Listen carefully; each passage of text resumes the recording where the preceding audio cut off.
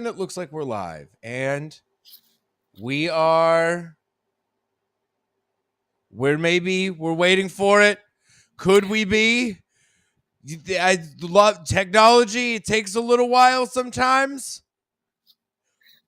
But hey, folks, we're live. What's up, Fish Food Ice Creams? Welcome to a live episode of Guarsenio's High School CD Booklet Review, the show where I, Guarsenio Hall, go through my high school CD booklet and re-listen to all the albums that I bought when I was 15 years old.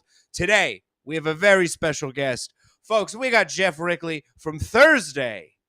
What's up, Geoff? How you doing, man? I'm good. How are you doing, Guarsenio? You know, I'm doing all right. Here's kind of a caveat to this episode. Normally, I would have had you on for a Thursday episode, talking about a Thursday CD, but I gotta let you know that all of my Thursday albums, like, I downloaded them all off of LimeWire when I was in high school. So yeah, you guys were on like just like a Windows version of an iPod for me. Yeah. So our label should have been LimeWire. You know what I'm saying? Like that, like LimeWire Records. You know? Dude, go for it. Honestly, it's a simple brand. It's just the fruit. Go off. But you are on this specific episode because you and I have talked about Cedric projects in the past, and when we announced that we were doing this episode, like, the most requested guest, if it wasn't Cedric himself, was you. All right. Cedric himself. Yeah, I was wondering. I was thinking, a lot of the records in Spanish. I'm not a fluent Spanish speaker, so I was like, what an interesting quote. The people. You are the people's choice, though. All right. They all think you can speak. You give off the aura of being able to speak Spanish. You name one record with a Spanish title, and suddenly everybody thinks you knew what it meant.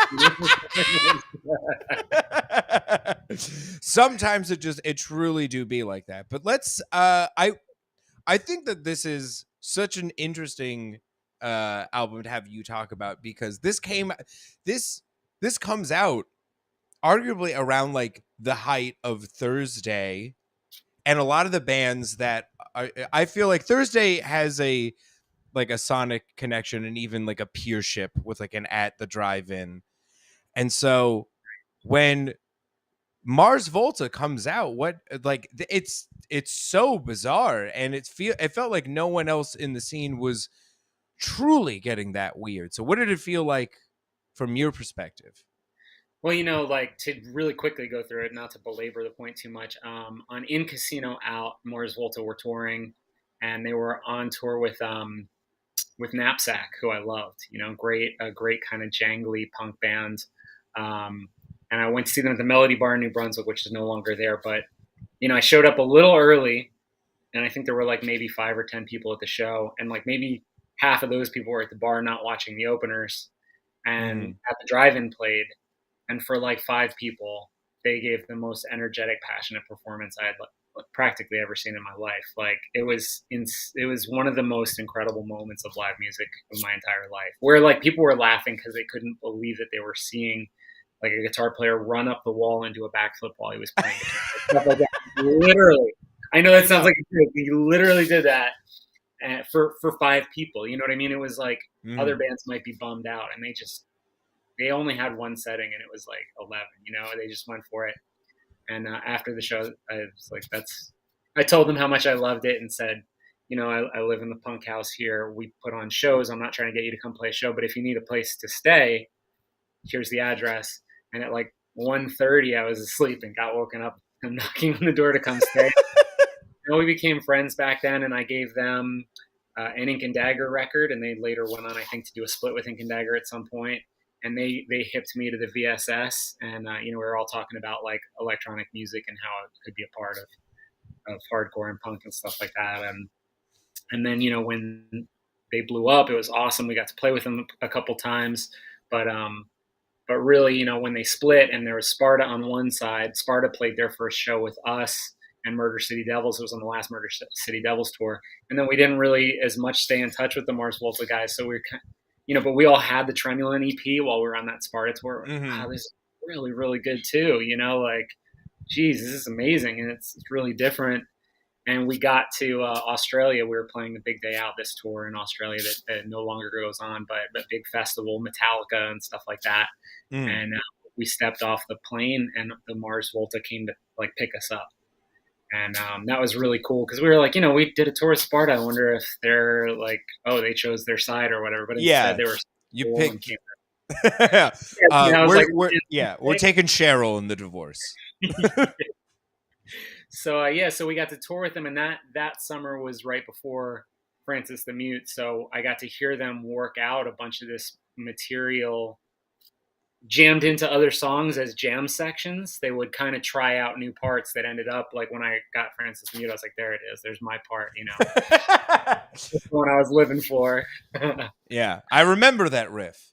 Yeah. Well, specifically in the first song, the first song on the record, the Cygnus, Cygnus Vincent, whatever it is, got that name. Couldn't possibly tell you a single song title on this. Right. That one has like a really long, like slow build part in the middle that's sort of different. It's not a complicated part. It's kind of a groove. It's just that boom, boom, boom, boom, down, boom, boom, down. And they were playing that, and that would take up like 4 or 5 minutes of their set in Australia. And every time they hit it, I just thought, this is it. And when I heard that first song, I was like, because sometimes you hear somebody work something out live, and it blows your mind, and then the record comes, and you're like, oh, they didn't capture it, Yeah. But this was the opposite. This was like, yeah, this is even better than I hoped for. This is it. They did it. Yeah, it's so wild because, I'm going to get into some of the questions. People asked you questions on Patreon. People are bringing up, like the first question is from Mike Berkman. Thank you for being a patron, Mike. But I think his question of, do you think that they should have cut out like 15 minutes of the final track so that they could have fit the title track on this album?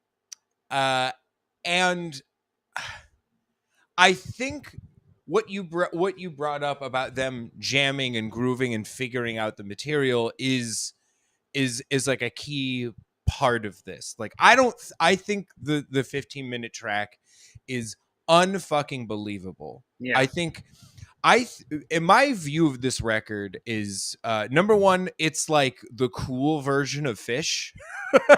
Like, at least I like that. When I was like in high school, people would tell me about. I grew up in Colorado, so I'm hearing about jam bands. Most people are in jam bands. We got the string cheese incident or whatever the fuck, and people are really into it. But also the people that are really into it are like, getting bullied in high school. It was a strange combination of like, it's nuts that these are people who are doing drugs, but they're not cool. That's so weird. So very weird dynamic. But yeah, I never felt compelled to really participate in a Fish. But when this dropped, this felt, I don't know. It felt, I think that there's something special about the Mars Volta, as in they are kind of something that I think most participants in a band, or at least most bands, wish that they could do. They wish that they could have no rules in this kind of way. Would you agree? Right.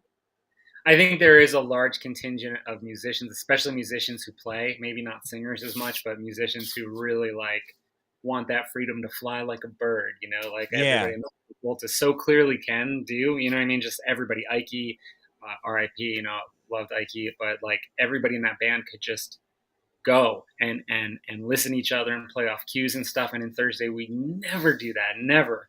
It's like my cardinal rule is like, I want every night to be like mechanically practically the same so that I can lose myself in the rigidity of the form, and it becomes like a ritual. You know what I mean? In the middle of a ritual, it's one of the steps, or else the spell is broken or whatever, that kind of thing.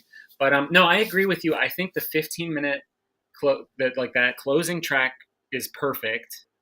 And I think also like all the field recording stuff that people bash on, like the frogs, Oh, and like the yeah. people yelling at each other and stuff.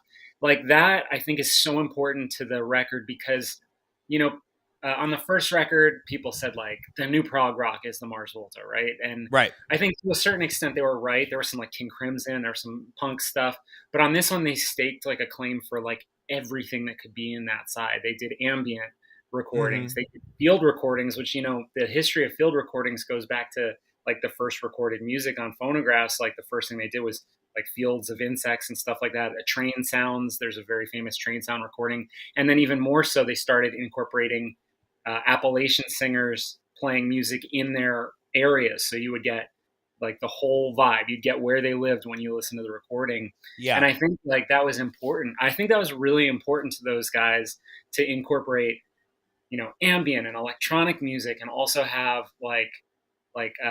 Afro Latin jazz and like cubop, Cuban bebop and Totally. atonal jazz and lyrics in Spanish, because then they weren't just the new, they weren't just the new prog rock. They were like breaking it and making it their own, where they could say like, nobody's done this before. You guys haven't heard this before. This is new. And that's what this record does for me. This is the groundbreaker. The first one was cool. Rick Rubin did a good job, and there's some Yeah. bangers on that record. But this is the one where it felt like they were like, "This is our world." You know what I mean? I know exactly what you mean. I've never listened to an ambient album, an album that just drones and jams and grows and evolves. I've never heard a version of this with so much purpose. At a point, I feel like anytime I've listened to something that I think is similar to this and its experimentation, like even going as far back as to like a Yes or whatever, I Mm-hmm. feel like there's a part where there I feel like there's always a moment where I get a little lost in it. But every time I listen to this album, maybe it's because I only ever like listen to this album really on like a Walkman by myself, just kind of vibing to it, and I never paid attention to like a track. The reason I can't tell you the name of any of these songs is because like I never even paid attention to the tracks, because it all just flows together into like one like crazy like Iceman Cometh ass musical.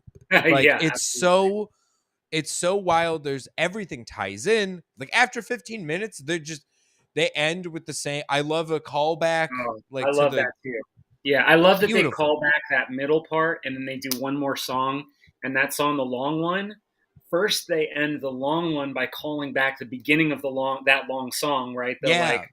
The like there, there's no light or something that is like the lyric. They Yeah. call back to that, and then after they finish that, they call back to the very first track. So there's just like dominoes falling at the end. It just keeps speeding up until it's like, and there you got it. What Yeah. we cut off in the beginning is now whole at the end. And in the process, it's like, you mentioned Yes. I definitely hear some Yes in there. The opening minutes of the first song is very clearly like a 12 guitar, like Led Zeppelin 4 type of a thing that they're Yeah. Yeah. doing. Yeah. Definitely touching on that. There's, I think that Miranda, like This Ghost Isn't Holy Anymore, I think is the name of the track. It Yes. always reminded me of like A Lamb Lies Down on Broadway, Genesis, where it's like, Mm, hear like the stage setup of the song. Like, you know what I mean? It's not like a band. It's like an overture or something, you know? yes. Um, Absolutely. I completely agree. And I think that like I think the it feels to me it's unfair that they yeah, can yeah, yeah. add all this shit to it, like they like coming from like scummy punk and then like nailing every single it's so hard, like dude, bands are not allowed to like if you're a hardcore band, you're not allowed to have like clean vocals or whatever on Right. your next album. And these guys are like bringing in world music and like operatic structure. Like it's not even classical music structure that we're looking at. We're looking at like a full opera. There's a Totally. I think I it's really fun. They're like David Lynch the band on this. I wrote down, because it's kind of like famously Cedric will not fucking tell you what any of the songs are about or any of his lyrics. Like I think like Ross Robinson, I heard Jeremy from Touche Amore talk about this one time. He was like, Ross won't let you record until he knows what your lyrics are and what the song is about, because he wants to change the production. But when he worked with Cedric was like, no. Like, you can't know. It's all, he'll fuck with you, like, and because the lyrics are so obscure that you actually don't know if they are part of the mystery. Is like, are these full of purpose or is it actual nonsense, which is beautiful, and it forces you to create your own story around it, or like whatever the album means to you and your personal experience, which I You think know, is yeah, wonderful. yeah. A lot has been made of the Burroughs connection. The name of the Mars Volta is from William Burroughs, and Mm-hmm. you know the big thing that Burroughs did on Naked Lunch was he would use this technique they called the cut up technique, where he would write in a notebook and have hundreds of pages, and then he'd cut a razor right down the middle of the page, and he'd combine the lines where it would suddenly Yeah, yeah, seem yeah. totally nonsensical. And there is an element of Cedric's lyrics that do that, but even more to the point, I think what Cedric does, he almost does like a visual version of that, where he'll take a bunch of images, right, like maybe a car on fire, and then like an iceberg sticking out of the water, and he'll like cut those images like as if you were looking at the painting, and suddenly like the iceberg's on fire and the car is sinking into the ocean. Everything's like wrong. Like he so I Mm-hmm. don't. It's like I don't actually think he cuts down the middle of the page. I actually think he like stacks images and puts them in places where they don't work, and they seem to make no sense. But I also think it's not random, especially on this record. Maybe on some other records it's random, but Right. on this record, I feel like there's always a point. Like even in the Spanish that I do know, there's like a part that's like blood, dreaming. I was born from rage. He Yep. says in Spanish, and it doesn't it that's not random. You know what I mean? Like No. blood, I was born from rage. Like that all makes sense together in like a character way. And yeah, I think it's really cool the way Cedric makes the lyrics. I think this record has a lot of personal stuff in it where it feels like a border epic, like a book like 2666, the Bolaño epic, because they are from a border town, and even the cover, that Storm Thurgeson or whatever his name is, Storm Thurgeson picture with the two cars Yeah. crossing in opposite directions where their identity is obscured, feels very like clandestine, like CIA Yeah. operation to destroy the government, but also like people missing each other in translation, and all these things that actually really make sense with the themes of the record, and the themes of those guys growing up in a town like El Paso. Yeah, I absolutely agree with that. I think there is, whether he want, like, that is also another reason why you're on this episode, is because like when I talked to I did ask Cedric to do this episode, and I was like, I know you're not gonna want to talk about like the art or whatever, so we can just like talk about wrestling or something. Yeah, yeah, If yeah. you want. So folks, you are getting, we're doing the deep dive for you here, because if it was, that's like, I I I I I do appreciate that about him and his work. Like even if there is intent, he just kind of won't let you know. Like it to me, it does feel similar to like, David Lynch's Mulholland Drive. He'll just be like, it's about an actress. What do you mean? Like, Right, but right. yeah, but you will have your like everything seems so intentional in that movie, no matter how bizarre that it is, that you can't Totally. help but build a narrative. And I do wonder if that's maybe part of the trick on this album. Is there is a lot of there is so much intent, and there's so much, everything feels so powerful. But I think that they're just, they're going full like Jodorowsky, and just kind of everything's more of a vibe and a bigger concept than actually nailing it down and being able to create, to like tell you the full narrative of the thing. Absolutely, yeah. And I think it's wise when a lot of the time we talk about how we want like our lyrics to be raw, and you want to know what it's about and be able to feel it, but actually like people really need a layer like artifice on top of rawness. Like, you know, when you have just, if somebody were to be like, I'm so sad about this thing and start crying in the middle of the song, you'd be like, okay, that's really weird. It makes me feel weird. I don't really like it. So instead, like there's like a layer between the listener and the singer that allows the singer to, the singer to be able to perform the song in a musical way, but also allow the audience to put their thoughts into the song. Because if you don't participate at all, if you have nothing to think about in the song, if you don't say like, oh, I think that means this and that makes me think of this other thing, it's not interesting. You know what I mean? Right. Like people think they want raw, but they want like a certain amount of raw, you know? They do want a certain amount of raw. And I think that is, I don't know, do you think that like this album's like what do you think of this album's success? Because this is the height of them. I Like think it's based on everything that you brought up, like this is a bizarre, like most successful album from yeah. the band. I mean, I think that technically this record, I'm not sure it sold 500,000, but I'm pretty sure it's gold. And like, wow, you know what I Right? mean? Like, how did they do that? Even the single, like the big single, which is like it was like a radio song. Yeah.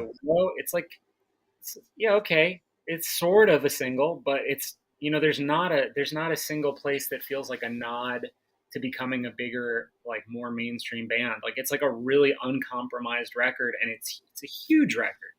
Like it's stunning that So they were. long. Yeah, It's long and it sounds big, and like even the single that you're talking about, like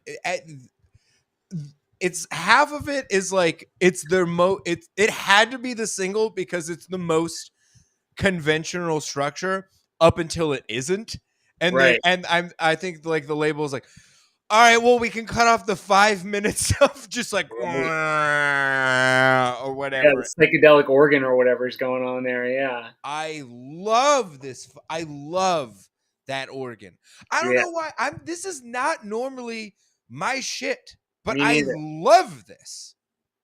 If it sounds like it could be in a Doors song, I usually hate it. So organs, Right? I'm like, out of here. But I love that organ. And Right. I also like, there was a really interesting thing, like when they were playing in Australia with us, and and Australia is upside down, so they played before us, which is like the whole bill. I don't know if you know that, like when you change hemispheres, the bill turns upside down, which is how we ended up after them. Right. But When you flush the bill down the toilet the wrong way. that's right, it swirls the wrong way. But yeah, no, it was like they would come out every day to, I think it was A Fistful of Dollars, but like an Ennio Morricone song. Oh, And they'd had these flags that were like waving on the stage, and they would like march up like as if they were like the last bullfighters or something. You know what I mean? It was like a really like triumphant moment, and I just thought like that's got to be the coolest I've ever seen anybody go on stage. Like middle of the day, sun's still shining, and they went out there like they were in a western. You know? yeah. And I think The Widow shows some of that influence. You know, there's the Morricone vibes come into it. 100%. It's cool. I didn't even know they came out to Morricone, but when I was listening to it, one of my favorite movies is like Once Upon a Time in the West, because I think like on paper it's the greatest movie ever made. Like it's just because it has everything that like a movie like when you think about like a movie, going to a movie, like that's what that is. Mm-hmm. And the score of it is one of my favorites. And that song in particular, so much of it. Anytime there's like the acoustic guitar comes back, I just like picture like Charles Bronson like about to start playing harmonica and causing a ruckus. I love it. It's so tough. It's the toughest acoustic guitar in the world. Oh my God, yeah. 100%. It's hard. Like that. Like there are circle pits for this acoustic guitar. All right. I'm gonna read another question because we are blasting through this episode. We have a hard out at like around 7:30 because you're going to Lady Gaga. I'm gonna be a little monster. Hell yeah, I love it. I just watched like the latest season of Drag Race. I just finished it, and like the final lip sync is to Judas, and I love Lady Gaga. And listening to that song, I was like, this is inarguably one of her sickest beats, but lyrically and vocally, I don't think she's ever phoned it in harder. That's the Amazing. beat is sick as shit, and then she's just like, yeah, the label's gonna make me, they want me to do poker face again, so I just gotta go like ba, ba, ba, ba, ba, da, like whatever. She didn't give a shit on that song, and it kind of rocks. It makes it cooler because she doesn't care. Oh, imagine that. Imagine just like, yeah, well, everybody I work with is so talented that I can just kind of like whatever, and it's still gonna slap so hard. It fucking slaps. It's genuinely sick. It sounds fucking sick, but I feel like we've all had that moment, those moments when you're in a creative environment and you're getting pressure from whoever's giving you the money, and you got to be like, it's very funny to hear the shrug, to hear the, Yeah. but also it succeeds. It also kicks so much ass.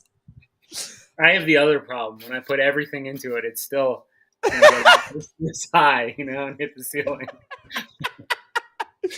Me too, man. We're 100% in a bubble. But Michael Herman, thank you for the question. Michael asks, I thought that the Deloused in the Comatorium was a masterpiece of weird prog rock, and while I thought the second one was technically good, it's really unfocused. Like he hasn't listened. He admittedly, I haven't listened to Francis the Mute since it came out. But when you guys compare those two albums, what do you think the relative strengths and weaknesses are? And That's he a good also question. says, "Good God, that's a nerdy question," but and he's almost sorry that he asked it. But guess what, Michael? We're going to talk about it anyway. I think that's a great question because I do think the first one has some strengths. Mm-hmm. The first one, it's like somebody trying to save the Mars Volta from being the Mars Volta. It's like, I got to rein you guys in. We're gonna Mm-hmm. do a bunch of songs, okay? Like a bunch, like some different songs. And I'm like, Songs, yeah, what? Why different songs? And yeah, so there's a lot of bangers on there. It's also a lot heavier, I think, of yes, the record. Um, that being said, those are the reasons why I don't like it as much as Francis the Mute. Where I think the first song on Francis the Mute, the Cygnus, Vince, whatever Cygnus, Vincent, Cygnus. I'm never gonna get it. I think I'll it's their never best say song, it. period. I think it's the best thing they've ever done. I think it's such an encapsulation of everything. It's Incredible. beautiful. There's like, uh, almost to the end of that song, there is of Cedric does, he's not even saying words, he does his best vocal melody he ever wrote. Yeah, yeah, that thing when he Yeah, goes. that thing, it sounds incredible. It's so incredible. What a fucking track. Yeah, The fact that it's one track, I don't even know, that's the thing, it's not, I don't even know how to break it up because there's like 7 tracks in the one yeah, it's really nuts. I would agree with you. Is like I love Deloused. I yeah, think I'm probably more familiar with Deloused. Maybe it's because my friends at the time liked Deloused more, but sure. I personally like this one more because I just at the time especially I really couldn't believe that a band was just doing whatever the fuck they wanted Yeah, at like and succeeding at the same yeah. time because this era, like this is what, 2005, this is 2005, right? 4 or 5, something like that. Yeah, This is something 4 or before. 5. Yeah, uh 5. I think you're right. That sounds right. 5. Yeah, I think it's 2005. It's so every, like there's a formula for every genre of music. They like marketing and record labels know exactly how to push any band. Like they will literally, like, you can probably read more about this in the Dan Ozzie book. So, but I which you are a part of. Everybody, check that out. Support cover Dan star, Ozzie. baby. Yeah. You know Jeff Rickley from the cover of Sellout and also Thursday and No Devotion. But I I I truly couldn't believe that they cut through when there's a formula. Like bands were not allowed to like, be on labels at a certain point if they weren't going to like do the thing. Like producers would be like, "Listen, you gotta sing if you're in a metal band or whatever, or you gotta Yep. like if you're in a pop punk emo band or whatever, you better write a song that sounds like it's a kind of a musical number and put on a top hat or whatever."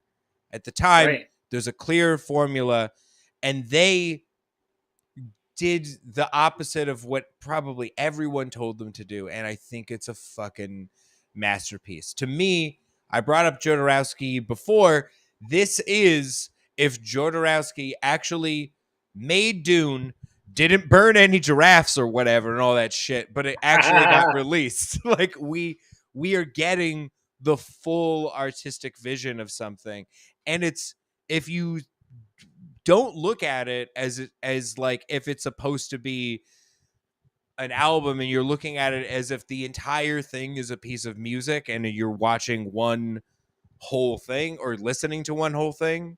I think it's just an undeniable masterpiece. Yeah, I agree, and I also think it's really interesting. The Widow charted here, right? We Yeah. talked about that, but El Vieques, or whatever it's called, it Yeah. charted in other countries. Like they had a Spanish single that charted in other countries that weren't here, and like Rocks.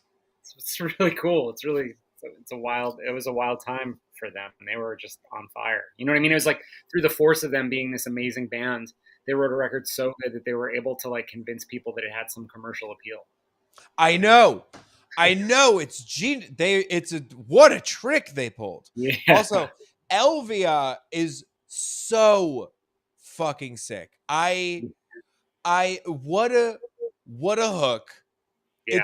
That's the thing, is that you listen to this and you are like I think some of the greatest hooks I've ever heard in my life are on this album, but to get to them, you Mm-hmm. have to listen to their acid trip at the Totally. same time, which Yeah. is they I also this is also at a time where no one's appreciating this type of musicianship at all. Prague has hard disappeared. There isn't Yeah. even Dream Theater is on the back seat at this time. Like Right. no There one. was no like. There was no like. Degent, like, or whatever you call it. You know, there was Yeah. no like. There was no like. The kids weren't back into it again. There wasn't like. Now we're taking it this other direction, and we give props to all the old prog bands. Like that was the most deeply uncool thing you could possibly listen to was prog rock at the time. Totally. And they kind of I do single-handedly think that like they made technical musicianship like cool, along with we also got to give that to like the Dillinger escape plan and whatever. Like those guys, you know, they got people into time signatures and being a pain in the ass, and good for them. But Absolutely. I think the Mars Volta, I think that they have such an impact, especially this album. Like I think that this is also the time where I remember people are getting into synthesizers and guitar pedals and everything, and that which like that I think like getting back into effects and whatnot is I think you can draw a line to the Mars Volta Yeah. and people wanting to create wild sounds, because for a while like prog, like our generation, like I'm a generation before you. I grew up on you. Nice. But until Mars Volta being like somehow a mainstream name, I I think we were not seeing that kind of interest in experimentation in sounds. No, I don't think so either.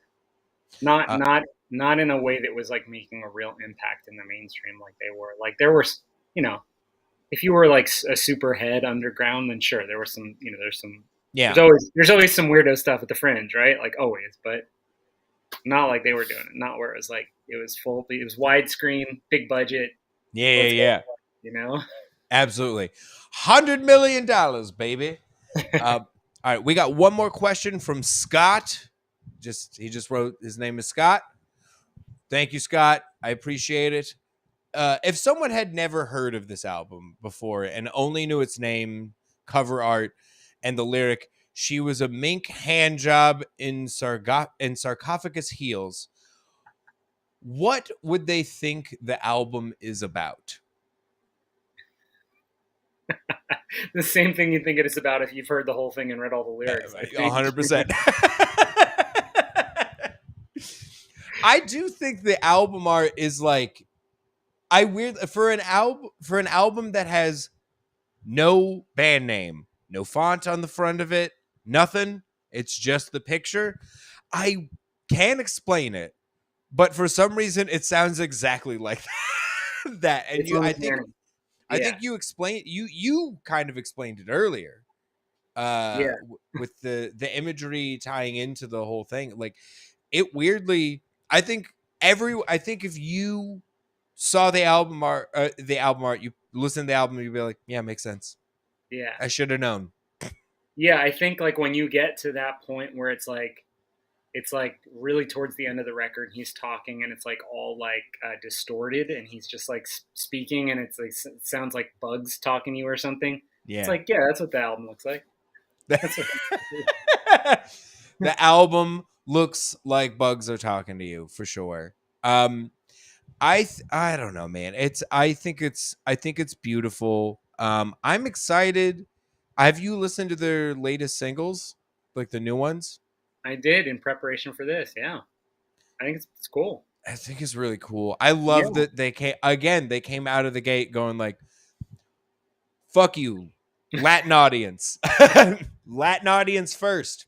yeah, it's great. I love it. I love it. I also that's the other thing that I really love about it is like prog music before the Mars Volta is like extremely white, and they connected it Hmm. to like you know, to a lot of different great cultures, music who actually has like a lot of overlap with it, you know, and I think that's really cool. They just put themselves in it so thoroughly that it like I think it really changed the genre, and I think people think of prog as in a different way than they did before, you know, previous to this record. I think you're absolutely right. Before the Mars Volta, like, not only are they making it showing like actual cultural variety, but like they're the first prog band to be just like beautiful men. Yeah, Like yeah, right. everyone in the band is so beautiful. Like Yeah, Omar and Cedric, of course, but like Thomas is beautiful. Like yeah, they're all, every prog band before that just has a Hulk Hogan skull and they look like wizards, and yeah, it's not, it doesn't, which I think is maybe for a lot of people was like a turn off to the genre. They're like, oh, this is for nerds or whatever. But they specifically, yeah, they they look like made rock gods. Yeah, they like look from like the rock. '70s. Yeah, It's incredible. They look like they're gonna play Black Sabbath, and they don't. They will melt. They'll play like a face melting solo for 4.5 seconds, and and then send you to sound hell. But you're gonna have an incredible time while you're there. absolutely. I I I I I'm I'm so happy that someone pulled this off. I want to see more. I want to see more bands just like go off the rails and give me one of these. Yeah, Why not? Fuck it. We have Old Man Gloom sometimes, but like, give me, like, we can fall into the George Clooney rules sometimes. One for you, one, and then a couple for them. it's a BOGO summer. I keep telling everybody this. It's BOGO summer. Buy one get one free all summer long. That's my attitude towards everything. It's like it's BOGO, and even like my girl, like I'll start singing to her like you say goodbye, I say BOGO, BOGO, BOGO, because it's BOGO summer. Oh, Bogo Summer, absolutely. You should make merch. I know. Listen, I'm on the edge of it. we're almost in the middle of August. You can make it. You can get the last. You can get The the last last 2 weeks. little BOGO boba tea, you know. Oh, BOGO Bogo everything. Bobo. You love it. All right, Geoff. Thank you so much. Go have fun at Lady Gaga. Folks, thank you all for joining us. That was our discussion of Francis the Mute by the Mars Volta. Next week, actually, I'm just going to announce this now. We're doing we have on Monday, we're going to be doing a high school CD review. We're going to be talking to Frank Iero from My Chemical Romance about 3 Cheers. We're going to do it. We were going to wait till next Thursday, but the boys got to go on tour. They got to do their big old tour. So yeah, tune in for that. Geoff, thank you so much. I My appreciate it. pleasure. Thanks for having me.